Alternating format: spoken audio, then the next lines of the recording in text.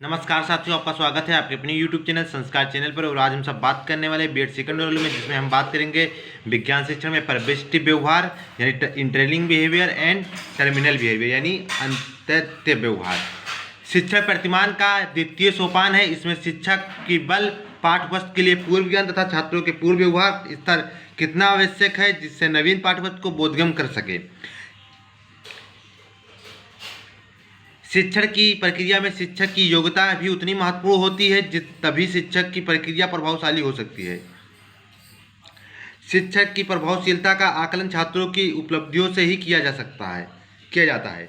यह उत्तरदायित्व शिक्षक का ही होता है कि छात्रों के पूर्व व्यवहारों की पहचान करके उन्हें सुनिश्चित करे, उन्हें व्यवहार रूप में लिखे। इससे शिक्षण को पाठ्यपुस्तक के प्रकरणों के स्वरूप को ध्यान में रखना होता है। प्रकरणों का स्वरूप भी व्यवहारों के पहचानने में सहायक होते हैं, पर भी व्यवहार के निर्धारण का मुख्य आधार निम्नलिखित है। अनुदेशात्मक उद्देश्य यानी अंतिम व्यवहार छात्रों की मानसिक स्तर या बुद्धि लब्धि, भाषा की योग्यता, पाठ्यपुस्तक से संबंधित पूर्ण ज्ञान का होना, छात्रों की अभिरुचि या अभिवृत्ति, छात्रों के अभिप्रेरणा स्तर, छात्रों का आकांक्षा स्तर, सामाजिक आर्थिक स्तर।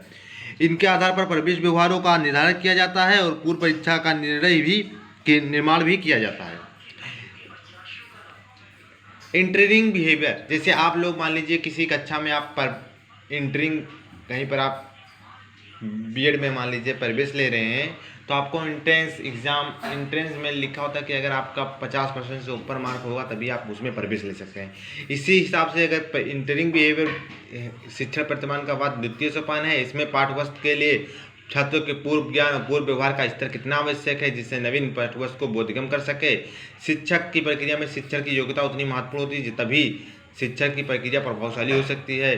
शिक्षक की प्रभावशीलता का आकलन उपलब्धियों से ही किया जाता है।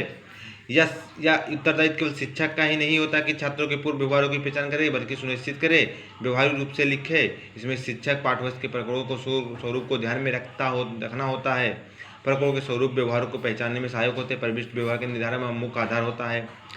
अगर आप किसी बच्चे का पूर्व ज्ञान पहले पता करिए कि वो बच्चा जैसे पुराने पूर्व ज्ञान के हिसाब से ही आप नए ज्ञान को जोड़ सकते हैं। अगर बच्चे को पूर्व ज्ञान नहीं है तो फिर नया ज्ञान आप उसे संचित नहीं करा सकते, उसका बोधगम्य नहीं करा सकते। तो पहले उसके अंतिम व्यवहार के बारे में पता कीजिए, पिछली कक्षा में उसने क्या सीखा है। फिर छात्रों की मानसिक बुद्धि लब्धि कितनी है, भाषा की योग्यता, उसमें भाषा की योग्यता कितनी है, पाठ्यपुस्तक के संबंधित पूर्व ज्ञान का होना। यानी अगर बच्चों के आप किसी प्रकरण को पढ़ाएंगे तो पहले पूर्व ज्ञान नहीं है बच्चों को, तो नवीन ज्ञान आप उनसे नहीं संचित कर सकते।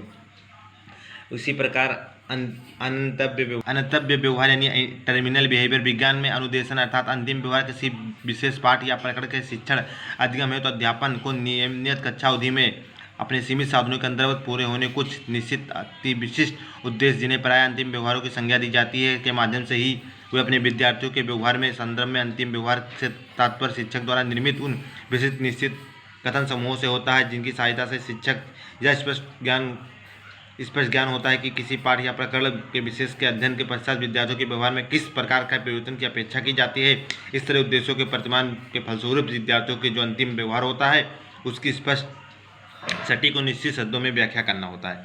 अनंत व्यवहार, जैसे आप बच्चों को आपने अंतिम व्यवहार आपने जो भी जैसे बच्चों का प्रवेश लिया, फिर इसके बाद आप उनके पूर्व ज्ञान से नवीन ज्ञान में जो आप दे रहे हैं बच्चों को, वो उनका मूल्यांकन करते हैं कि अंतिम व्यवहार तक उन्होंने क्या क्या सीखा।